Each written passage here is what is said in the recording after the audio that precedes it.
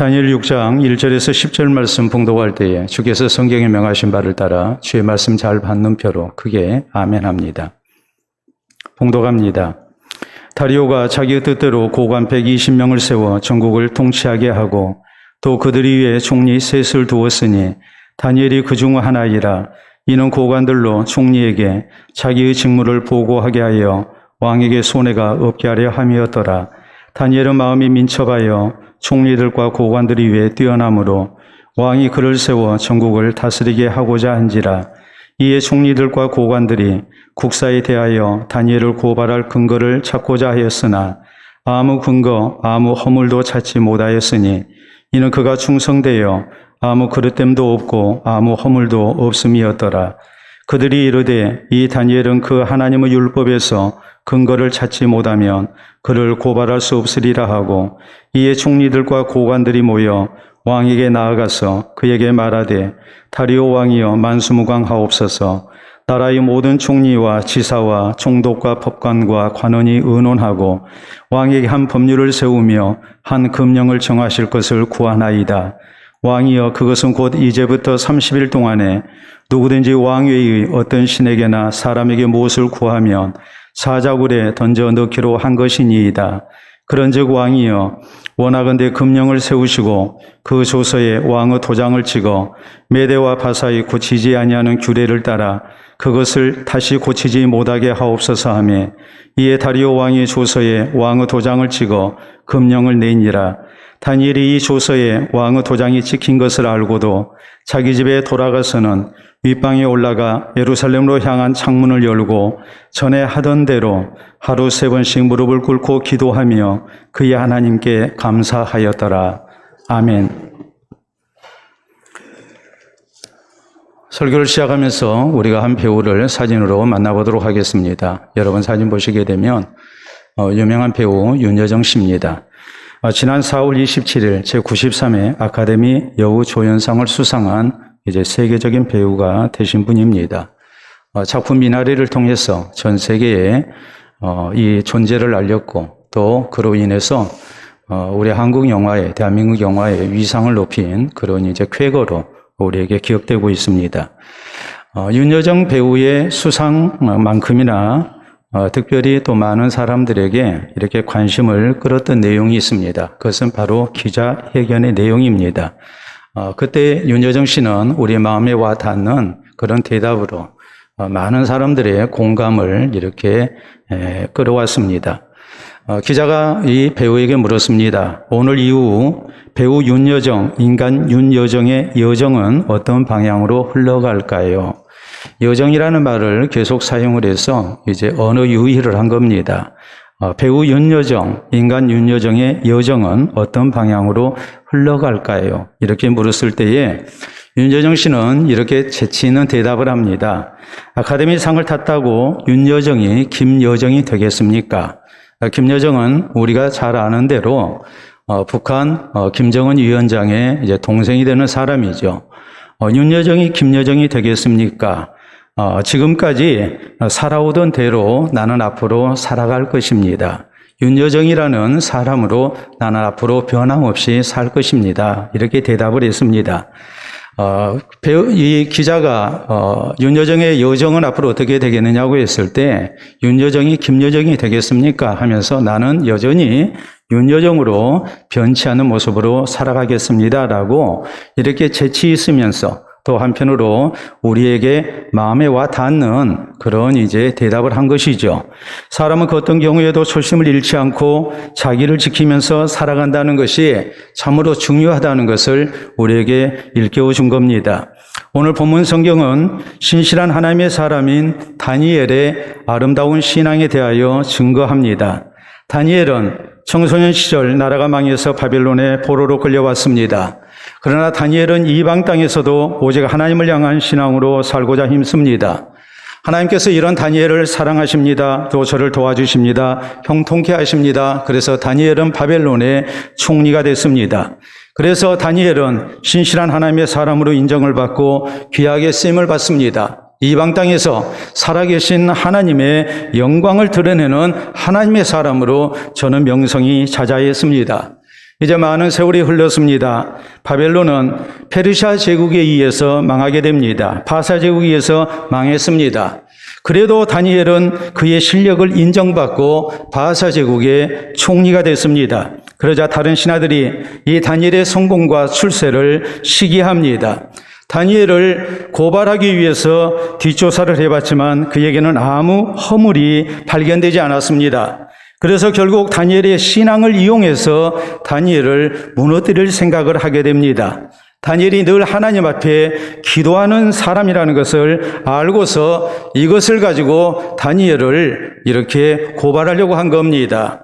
모두가 다 일치해서 왕에게 이렇게 간청합니다. 앞으로 30일 동안 어떤 신이나 사람에게 기도하는 사람이 있다면 그를 사자굴에 넣도록 왕의 조서를 금령을 내려달라고 요구를 해서 결국 왕이 허락을 합니다. 오늘 본문 10절에 보면 다니엘은 이 모든 사실을 알면서도 전에 하던 대로 하나님께 기도합니다. 그의 신앙이 조금도 변치 않았습니다. 그래서 이 모든 시험을 이겨내고 하나님께서 더욱 사랑하시고 귀히 쓰시는 사람 됐음을 성경은 우리에게 증거합니다. 그러므로 사랑하는 성도 여러분, 우리 모두 본문 성경을 통해서 이 다니엘의 아름다운 신앙을 본받을 수 있어야 합니다. 우리의 사는 환경이 바뀌고 또 형편이 바뀐다 할지라도, 세상이 변해간다 할지라도 하나님을 향한 우리의 신앙은 변함없는 모습으로, 신실한 모습으로 우리가 지켜나가는 성도가 될 수 있어야 합니다. 그래서 하나님께서 더욱 사랑하시고 또 붙드시는 가운데 귀하게 쓰임받고 하나님의 영광을 나타내는 성도가 될 수 있어야 할 것입니다. 그러면 다니엘은 고난 속에서도 어떤 신앙 자세로 전에 하던 대로 변함없이 하나님을 섬기며 믿음을 지키며 또 승리하는 하나님의 사람이 될 수 있었습니까? 첫째로 다니엘은 참으로 힘들고 어려운 일을 만났지만 전에 하던 대로 그는 변함없이 하나님을 향한 신앙으로 살았습니다. 다니엘의 대적자들은 앞으로 30일 동안 어떤 신이나 사람에게 기도하면 사자굴에 넣는다는 왕의 금령을 조서를 받아냈습니다. 이들은 이런 판단을 했습니다. 다니엘은 그 어떤 경우에도 하나님을 향한 신앙을 버리는 사람이 아니다. 그렇기 때문에 이런 왕의 금령이 조서가 내려졌다 할지라도 다니엘은 틀림없이 전에 하던 대로 하나님께 기도할 것이라고 확신한 겁니다. 이들의 확신은 조금도 어긋나지 않았습니다. 10절은 이렇게 말씀합니다. 다니엘이 이 조서에 왕의 도장이 찍힌 것을 알고도 자기 집에 돌아가서는 윗방에 올라가 예루살렘으로 향한 창문을 열고 전에 하던 대로 하루 3번씩 무릎을 꿇고 기도하며 그의 하나님께 감사하였더라. 다니엘은 이 왕의 조서가 자신을 죽이기 위한 대적자들의 음모라는 것을 알고 있었습니다. 그러므로 결코 쉽게 생각할 문제가 아닙니다. 이건 죽느냐 사느냐의 문제입니다. 하나님을 향한 신앙을, 기도하는 일을 30일 동안만 안 한다면 혹은 숨어서 한다면 다니엘은 살 수 있습니다. 그러나 하나님을 향한 신앙을 전에 하던 대로 기도하며 그가 지킨다면 그는 죽어야 합니다. 이 생사의 갈림길에서 다니엘은 변함없이 하나님을 향한 신앙을 지키는 길을 선택합니다. 죽음을 각오하고 신앙을 지키기로 한 것입니다. 전에 하던 대로 하나님을 향한 신앙을 지킵니다. 그는 윗방에 올라가서 하나님께 기도했습니다. 골방으로 들어가서 숨어서 기도한 게 아닙니다. 뿐만 아니라 예루살렘으로 향한 창문을 활짝 열어놓고 기도했습니다. 누구든지 다 볼 수 있도록 했습니다. 하루 3번 정해진 기도 시간, 오전 9시와 12시와 오후 3시 시간에 그는 기도합니다. 무릎을 꿇고 기도했습니다. 대적자들이 보고 있다는 거 다 압니다. 그럼에도 불구하고 멀리서 보더라도 확실한 기도의 자세를 갖춰가면서 그는 하나님 앞에 기도했습니다. 그만큼 다니엘은 죽음 앞에서도 자기의 신앙을 버리지 않았습니다. 그는 조금도 변함이 없었습니다. 오늘 우리가 가져야 할 신앙의 자세가 바로 이것입니다. 언제 어디서나 하나님을 향한 신앙이 변함이 없어야 합니다. 세상이 바뀌었으니까, 내가 힘드니까 우리가 적당하게 타협하며 우리의 신앙을 감추며 사는 그런 모습이 돼서는 안 된다는 말입니다. 특별히 우리는 어렵고 힘든 일을 만나도 전에 하던 대로 변함없이 하나님을 향한 신앙으로 사는 성도가 돼야 됩니다. 우리 예수님께서 들려주신 비유 가운데 씨 뿌리는 비유가 나옵니다. 돌밭에 뿌려진 씨에 대해서 주님은 말씀하십니다. 흙이 얕기 때문에 뿌리가 빨리 내렸지만 돌밭이기 때문에 뿌리가 깊이 내리지를 못합니다. 이런 경우를 주님은 말씀하시기를 말씀을 인하여 환난이나 박해가 일어나는 때에 곧 넘어지는 자라고 말씀하십니다. 가시떨기 밭에 뿌려진 씨 분명히 잘 자랐습니다. 그런데 결정적으로 열매를 맺지를 못합니다. 그 원인에 대해서 예수님은 이렇게 말씀하십니다.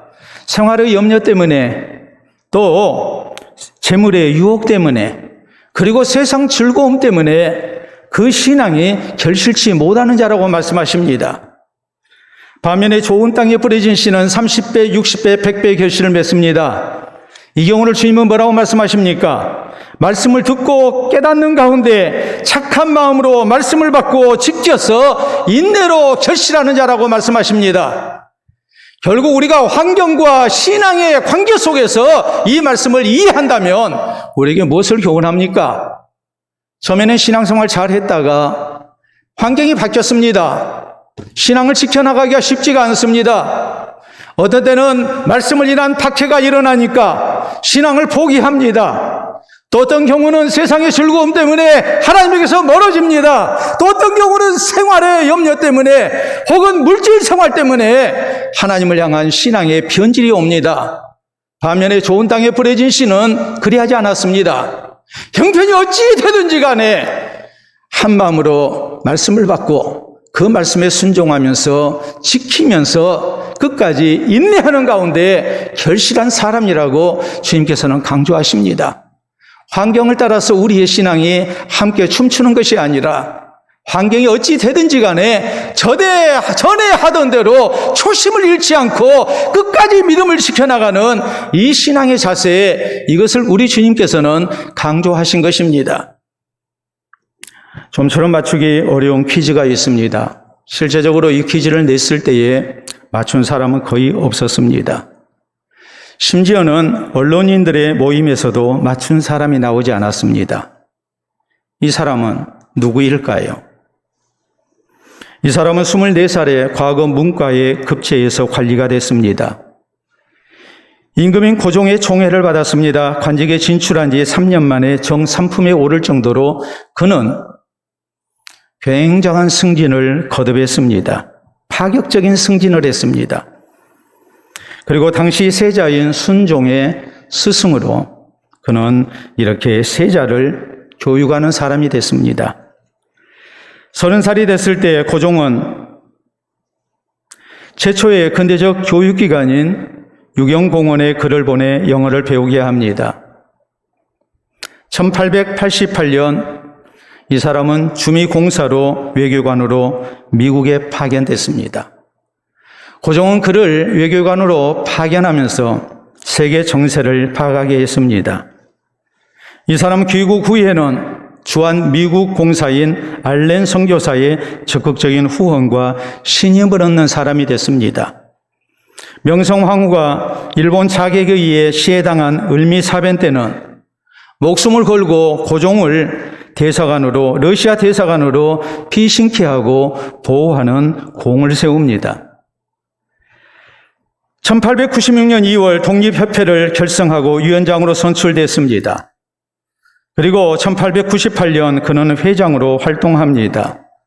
독립협회에 그는 거액을 자진 기부했습니다.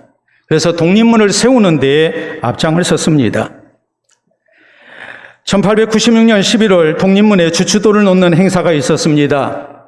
이때에 그는 기조연설을 했습니다. 그리고 그의 연설에 많은 사람들이 감동을 받았고 우레 같은 박수갈채를 받았습니다. 그 기조연설의 내용은 이렇습니다. 독립을 하면 우리나라가 미국과 같이 세계의 부강한 나라가 될 터이요. 만일 조선 인민이 합심을 못하고 서로 싸우고 서로 해하려고 할 지경이면 구라파에 있는 폴란드란 나라 모양으로 모두 지켜 남의 종이 될 터이다. 조선 사람들은 독립하여 미국같이 되기를 바라노라라고 일장연설을 했습니다.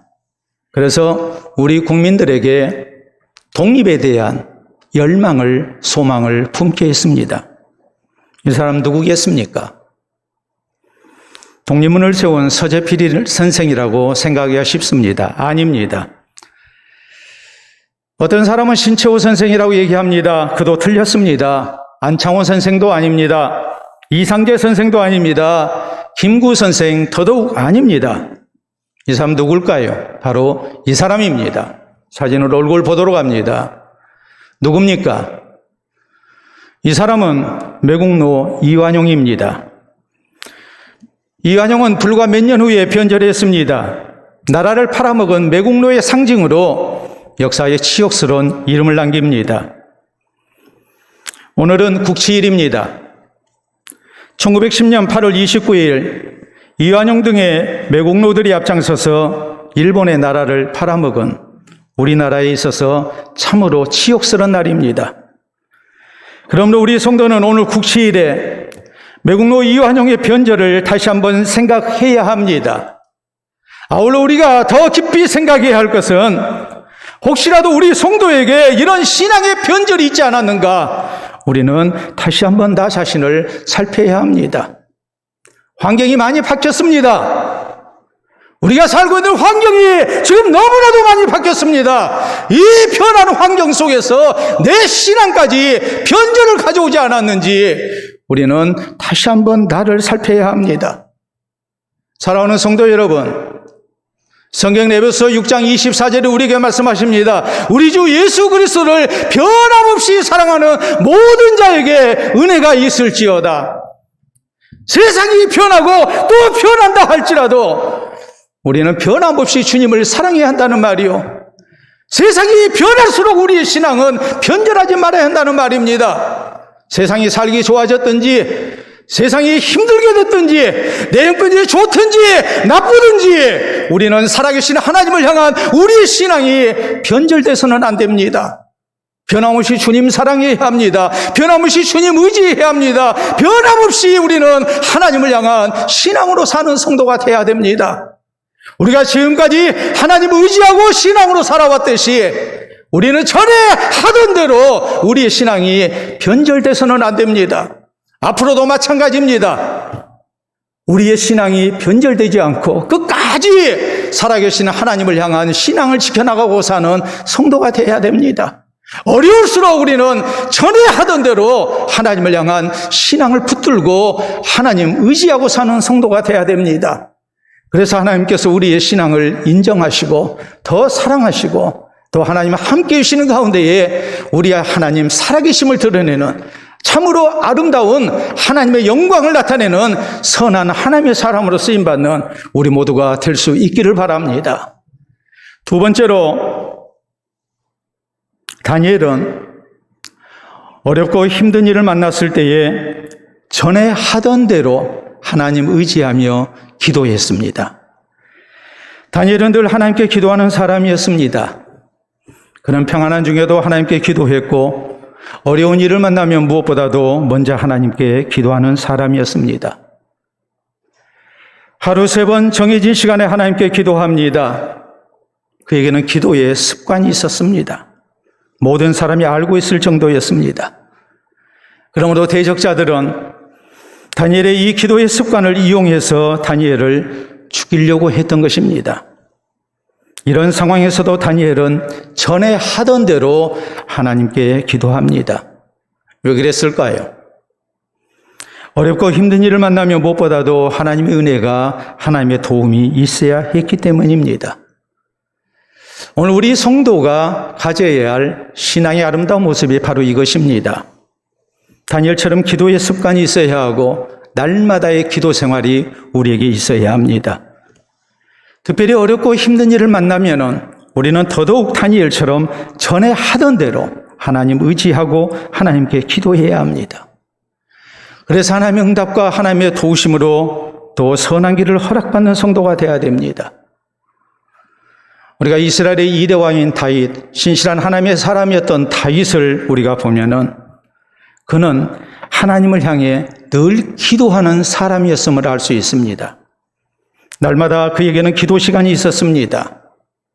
어려운 일을 만나면 무엇보다도 더욱 간절히 전에 하던 대로 하나님께 기도하고 또 하나님의 은혜를 구합니다. 그럴 때 하나님께서 그에게 함께 하셨습니다. 기도의 응답을 허락하시고 살아계신 하나님의 은총을 나타내십니다. 그래서 그는 어려운 환경 속에서 오히려 살아계신 하나님을 체험하며 승리하고 아름다운 간증을 남기는 하나님의 사람이 됩니다. 우리가 시편 55편 16절에서 18절에 보면 다윗은 이런 간증을 남깁니다. 나는 하나님께 부르짖으리니 여호와께서 나를 구원하시리로다. 저녁과 아침과 정오에 내가 근심하여 탄식하리니 여호와께서 내 소리를 들으시리로다. 나를 대적하는 자 많더니 나를 치는 전쟁에서 그가 내 생명을 구원하사 평안하게 하셨도다. 힘들고 어려울 때 그는 변함없이 전에 하던 대로 기도 시간을 지켜가며 하나님께 기도했습니다. 그럴 때 하나님께서 그의 기도에 응답하십니다. 하나님의 구원의 역사를 나타내십니다.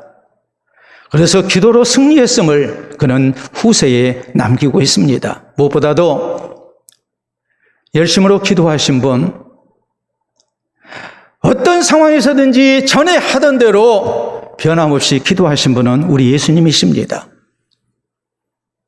공생애를 시작하실 때 40일 금식 기도하십니다. 우리 주님은 날마다 새벽 기도하셨습니다. 하나님의 은혜가 필요할 때 주님은 먼저 하나님께 기도하셨습니다. 십자가 지실 일을 두고 우리 주님은 겟세마네 동산에서 기도하십니다. 간절한 모습으로 기도하십니다. 그리고 주님의 이런 기도하는 모습을 성경은 습관을 따라 기도하셨다고 말씀하십니다. 그럴 때 하나님께서 함께 하셨고 하나님이 주시는 은혜로 우리 주님은 십자가를 지셨습니다. 그리고 우리를 구원의 길로 인도하셨습니다. 기도의 습관 속에 전에 하던 대로 열심을 다하여 기도하셨던 주님, 그리고 십자가의 고난을 능히 감당하신 주님을 우리가 잊지 말아야 하고 이 주님을 본받아야 합니다. 지난 4월 5일 이런 보도가 나왔습니다. 경찰의 긴급전화 112죠. 그리고 소방본부의 상황실은 119입니다. 이 112나 119 상황실에 걸려오는 신고 전화가 1년에 무려 800만 건입니다. 800만 건 가운데에 절반은 단순한 민원이나 상담 전화라고 합니다. 정말 급하게 온 전화는 절반밖에 안 된다는 거죠. 그런데 이런 어처구니 없는 사연 때문에 도와달라고 전화를 하는 사람들이 있습니다. 우리 교인들 가운데는 그런 분 없을 거라고 생각하고 말씀을 드립니다. 손에 낀 반지가 빠지지 않습니다. 와서 좀 빼주세요. 사랑하는 사람에게 대신해서 꽃을 배달해 주세요. 술 먹어서 대리기사를 불렀는데 오지를 않습니다 하면서 술 취한 사람이 전화를 합니다. 술을 먹었든지 안 먹었든지 자기가 필요하면 112나 119에 도움을 요청하는 전화를 하는 겁니다. 그런데 이런 어처구니 없는 전화를 하는 사람도 있답니다. 화장실에서 큰일을 보는데 화장지가 없습니다. 화장지 갖다 달라는 거예요. 참 어처구니가 없죠. 그런데 112와 119의 내부 규정은 이렇습니다. 긴급하지 않으면 출동하지 않아도 된다. 그러나 실제 상대방이 전화를 해왔을 때 그걸 눈으로 확인할 길이 없습니다. 출동을 안 할 수가 없다는 거예요. 당부하는 말은 이것입니다. 긴급한 일이 아닌데 이런 신고를 하게 되면 정작 긴급한 전화에 속히 대응할 수 없다는 거죠. 그러면 누군가는 큰 위험에 빠질 수가 있고 그 누군가가 내 가족이 될 수도 있고 내가 될 수도 있다는 사실을 기억해야 한다는 말이에요. 그러니까 이런 신고 전화를 하지 말라는 거예요. 그래서 일각에서는 그런 얘기를 합니다. 112나 119 신고 전화를 유료로 전환하면 그런 전화가 좀 줄어들지 않겠는가, 이런 의견도 있는 것이 사실입니다. 그런데 참으로 중요한 사실은 뭐겠습니까? 우리 국민들은 위급한 상황을 만나면 무조건 112나 119에 신고하는 것이 가장 빠르고 정확하다는 것을 안다는 사실이에요. 이건 거의 습관화가 되어 있는 거예요. 그러면 내가 뭔가 도움을 받을 수가 있고 뭔가 해결 가능한 길이 열린다고 믿고 산다는 사실이죠. 사랑하는 성도 여러분, 우리 성도가 어려운 일을 만났을 때에 긴급히 해야 할 일이 무엇입니까? 우리가 긴급히 구조를 요청해야 할 대상이 누구입니까? 그것은 바로 살아계신 하나님, 전능하신 하나님, 우리 아버지가 되시는 하나님이신 것을 우리는 기억해야 합니다. 이 하나님을 향해 기도해야 합니다. 우리 모두 다니엘처럼 늘 하나님 앞에 기도하며 살아야 합니다. 기도의 일상화가 이루어져야 하고 기도의 습관이 우리에게 있어야 합니다. 어려운 일을 만나면 전에 하던 대로 하나님께 더욱 열심히 기도하는 성도가 될 수 있어야 합니다. 그래서 하나님을 향한 신앙을 지키고 또 하나님의 도움과 응답으로 선한 길을 허락받는 은혜, 이 은혜가 우리 모두에게 있기를 바랍니다. 셋째로, 다니엘은 어렵고 힘든 일을 만났지만 전에 하던 대로 그는 하나님께 감사했습니다. 10절은 말씀합니다. 다니엘이 이 조서에 왕의 도장이 찍힌 것을 알고도 자기 집에 돌아가서는 윗방에 올라가 예루살렘으로 향한 창문을 열고 전에 하던 대로 하루 3번씩 무릎을 꿇고 기도하며 그의 하나님께 감사하였더라. 다니엘은 참으로 힘든 일을 만났지만 하나님을 향한 그의 신앙은 변함이 없었습니다. 그는 전에 하던 대로 하나님을 의지합니다. 전에 하던 대로 그는 변함없이 하나님께 기도했습니다. 그리고 그는 전에 해오던 대로, 하던 대로 하나님께 감사합니다.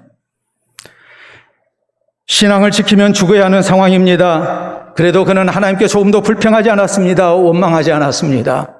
하나님께 감사합니다. 지금까지 나와 함께 해주신 하나님이십니다. 나를 도와주시는 하나님이십니다. 선한 길로 인도해 오시는 하나님이십니다. 이 하나님께서 이번에도 나와 함께 하실 것이고 기도 응답해 주실 것이고 도와주시고 나를 구원하실 것입니다. 이것을 확신하며 모든 것을 하나님 앞에 맡기며 그는 하나님께 감사합니다. 만약에 하나님의 뜻이 이번에 내가 죽는 것이라면 그것도 하나님의 뜻으로 알고 받아들이며 감사했던 사람, 그가 바로 다니엘이었습니다. 어떤 경우에도 하나님 앞에 감사하고 불평이 나오고 원망이 나올 수밖에 없는 상황에서도 전에 하던 대로 하나님 앞에 감사한 사람이 바로 다니엘이었습니다. 오늘 우리가 전에 하던 대로 변치 않는 신앙의 모습을 지켜나가야 하는데 그 가운데 가져야 할 신앙의 자세가 무엇이겠습니까? 감사입니다. 좋아서만 감사가 아니라 내 뜻대로 되어서만 감사가 아니라 내 뜻대로 되지 아니해도 내게 굳은 일이 예상된다 할지라도 앞이 보이지 아니한다 할지라도 우리는 살아계신 하나님께 모든 것을 맡기며 참으로 좋으신 하나님의 선한 섭리를 믿으며 우리는 하나님 앞에 감사할 줄 아는 성도가 되어야 됩니다. 우리가 성경에 보면 불평, 불만 속에 습관화된 사람과 하나님을 향한 감사가 습관화된 사람의 차이를 우리는 살펴볼 수 있는 내용이 있습니다. 애국에서 노예 생활했던 이스라엘 백성들이 하나님의 은혜로 해방이 됐습니다. 하나님 약속하신 가나안 땅을 향해 나아가며 저희가 광야 생활을 합니다. 광야의 삶의 조건은 절대 좋지 않았습니다. 그러나 살아계신 하나님이 함께 하셨고 저희에게 은혜를 베푸셨습니다. 하나님이 도와주셨습니다. 그런데 이스라엘 백성들은 노예 생활 때에 불평과 불만이, 원망이 체질화된 사람들이었습니다. 그러므로 내 뜻대로 안 되면 저희는 쉽게 전에 하던 대로 불평하는 사람이었고 원망하는 사람이었습니다. 이로 인해서 하나님이 징벌을 당합니다. 하나님이 분명히 함께 하시고 도와주고 계심에도 불구하고 하나님이 우리 가운데 계시는가? 하나님이 우리를 사랑하시는가? 하나님이 우리를 도와주실 것인가 하면서 함부로 불평하고 원망하는, 전에 하던 대로 노예 생활의 그 잘못된 습관 때문에 결국에 불신앙의 늪에 빠졌고 저희는 하나님의 징벌로 죽어갑니다. 어떤 형편에서든지 감사할 줄 아는 사람이 되어야 되는데 그리하지 못한 겁니다. 반면에 신실한 하나님의 사람이었던 사도 바울은 늘 하나님 은혜로 사는 사람이었습니다. 좋으신 하나님을 신뢰하는 사람이었습니다. 그에게 몸에 질병이 있었습니다. 바울은 이것이 얼마나 힘들었던지 사탄이 내게 준 사자라고 했습니다. 육체의 가시라고 말합니다. 이 문제를 놓고 하나님께 기도합니다. 3번이나 간절히 기도했습니다. 근데 하나님의 대답은 내 생각과 달랐습니다. 내 은혜가 내게 족하도다. 네가 받은 은혜가 크기 때문에 혹시라도 교만할까 봐서 자만하지 말라고 내가 너에게 약함을 준 것이다. 그러므로 바울은 하나님 앞에 전에 하던 대로 감사합니다. 다 받아들입니다. 원망하지 않습니다. 그래서 약할 때 더 강하게 하시는 하나님 은혜를 체험할 수 있었다고 그는 고백하고 하나님께 영광을 돌려드립니다. 자, 이 사람 우리 한번 누군지 보도록 하겠습니다. 여러분 사진 보시게 되면 한 가족의 사진이 나와 있습니다. 가수이자 방송인인 이동우 씨의 가족 사진입니다.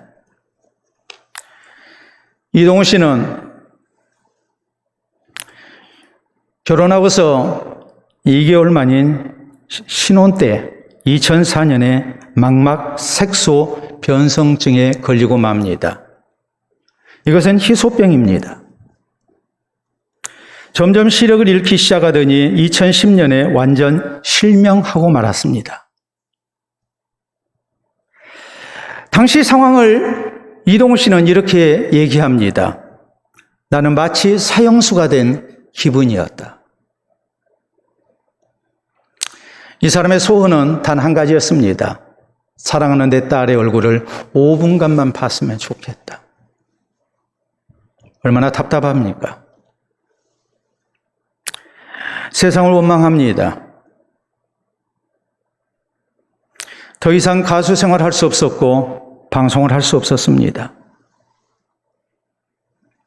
아내가 가게를 운영하고 있었는데 가게를 접어야 했습니다. 더구나 자신의 눈과 발이 손이 되어줬던 아내, 그리고 가정의 생계를 책임지고 있었던 아내가 뇌종양에 걸려서 한쪽 귀의 청력을 잃는 그런 안타까운, 너무나도 힘든 일을 또 만나야 했습니다. 그러므로 그는 신앙인이었지만 하나님을 원망하기 시작합니다. 그리고 우울증에 걸려서 하루에도 몇 번씩 극단적인 선택을 생각하는 그런 나날을 살아야 했습니다. 그러던 어느 날입니다. 한 통의 전화를 받습니다. 상대방은 이렇게 자기의 뜻을 전해왔습니다. TV를 통해서 이동우 씨의 사연을 들었습니다. 내 눈을 당신에게 주겠습니다. 천안에 사는 40대 임재신 씨였습니다. 이 사람은 근육병에 걸렸습니다. 온몸이 마비된 사람입니다. 신체 가운데 온전한 것은 오직 두 눈밖에 없습니다. 그는 이런 생각을 합니다. 나는 근육병에 걸려서 근육이 축중으로 말미암아 꼼짝할 수 없는 사람인데 온종일 이렇게 방바닥에 누워있는 그런 형편으로 내가 세상을 사느니 내게 남은 마지막 5%를 이동우 씨에게 준다면 그는 그의 삶을 100%를 채우지 않겠는가. 이런 생각을 하고서 자기의 눈을 주겠다는 겁니다. 나처럼 쓸모없는 인생으로 방에 갇혀서 사는 인생보다는 이동우 씨처럼 재능도 있고 실력도 있는 사람, 그리고 귀하게 인생을 살고 있는 사람을 위해서 내가 5%를 주면 얼마나 좋겠는가, 이런 참으로 고귀한 생각을 한 것입니다. 얼마나 기뻤겠습니까? 한달음에 달려갔습니다. 그러나 그는 두 눈을 기증받지 않았습니다. 그리고 이동우 씨는 이렇게 얘기합니다. 나는 하나를 잃고 나머지 9을 가지고 있는 사람입니다. 그분은 오직 하나 남아있는 것마저 저에게 주려고 했습니다. 어떻게 그것을 달라고 할 수 있겠습니까? 나는 이미 눈을 기증받은 것과 마찬가지입니다. 왜냐하면 그분은 저에게 세상을 보는 참눈을 주셨기 때문입니다. 그동안 교만했던 것을 회개합니다. 나와 내 가족의 행복만을 위해서 살았던 것, 이기적인 그런 삶의 자세를 회개합니다.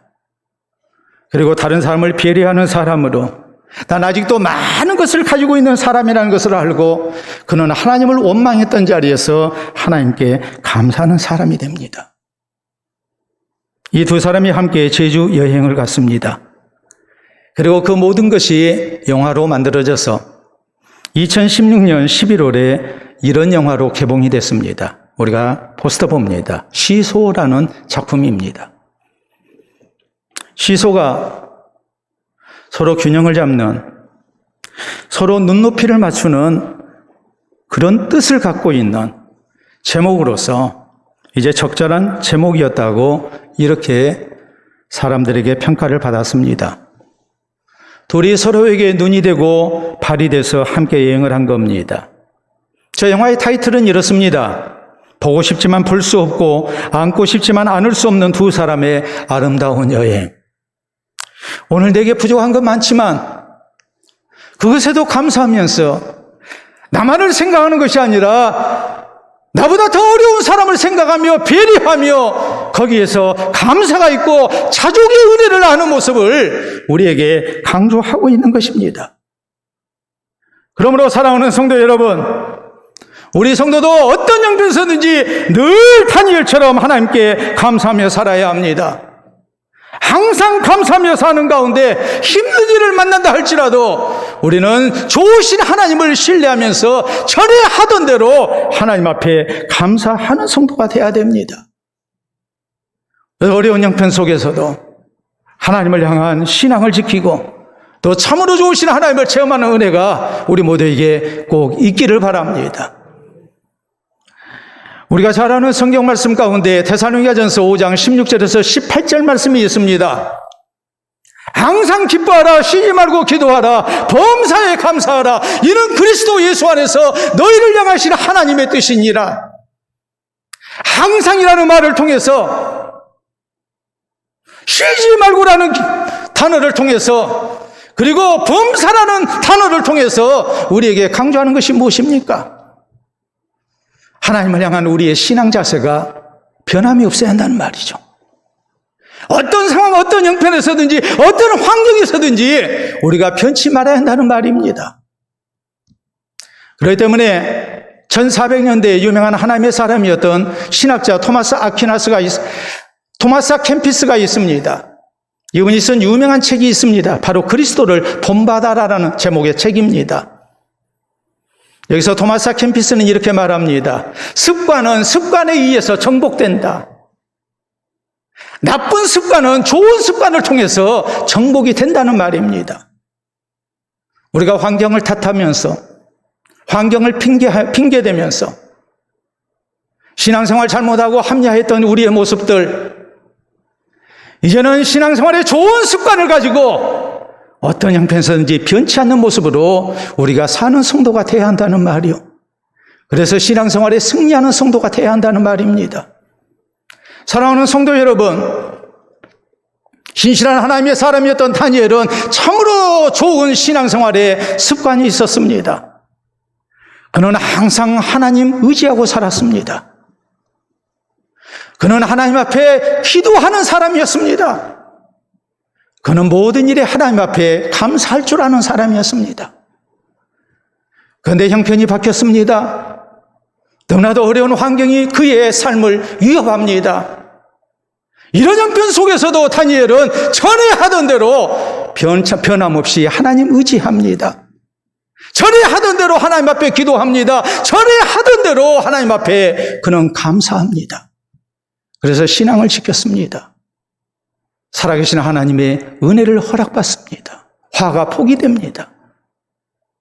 오늘 우리는 어떠합니까? 코로나 감염병으로 인해서 지난 1년 6개월 동안 우리 삶이 너무나도 변했습니다. 우리의 신앙생활하는 환경이 바뀌었습니다. 오늘 나는 변하지 않았습니까? 나는 전에 하던 대로 하나님 의지하고 살고 있습니까? 나는 전에 하던 대로 하나님 앞에 변함없이 기도하는 사람입니까? 나는 전에 하던 대로 하나님 앞에 감사하는 사람입니까? 이 시간 우리 자신을 다시 한번 돌아볼 수 있기를 바랍니다.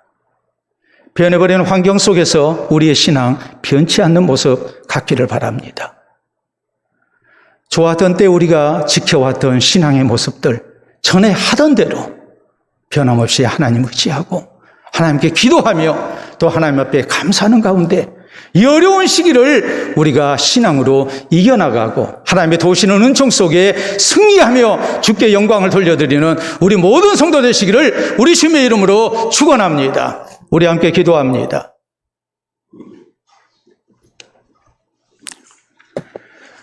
너무나도 변해버린 우리의 신앙 환경을 생각하면서 내 신앙까지 변해버리지 않았는가? 우리 스스로 두렵게 여기면서 이 시간 하나님 앞에 아름다운 다짐의 기도가 있기를 바랍니다. 기도합시다.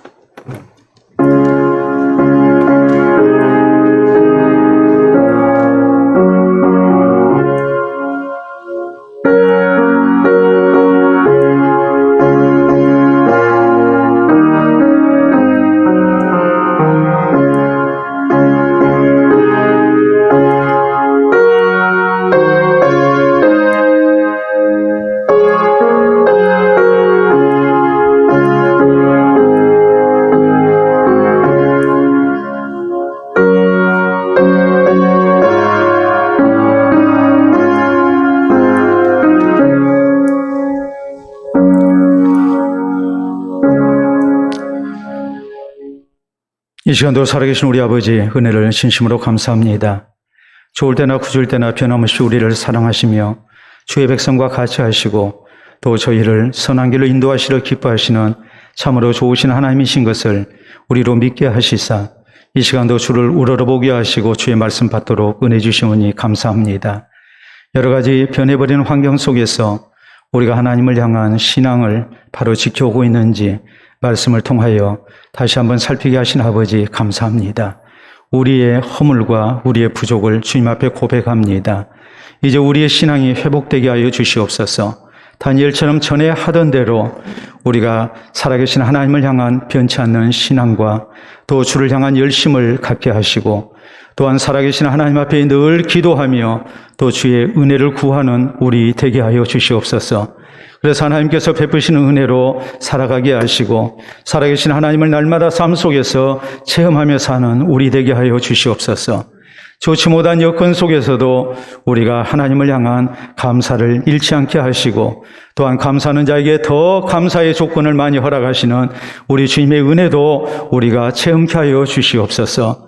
이 어려운 시기 살아계신 하나님을 향한 변치 않는 신앙으로 또 기도로 감사로 승리하는 우리 모든 성도들 되게 하여 주시사 고난당한 것이 우리에게 유익이었음을 고백하며 우리의 신앙이 더욱 성숙되었음을 우리 하나님 앞에 고백하며 사는 은혜가 있게 하여 주시옵소서. 감사하며 예수님 이름으로 기도하옵나이다. 아멘.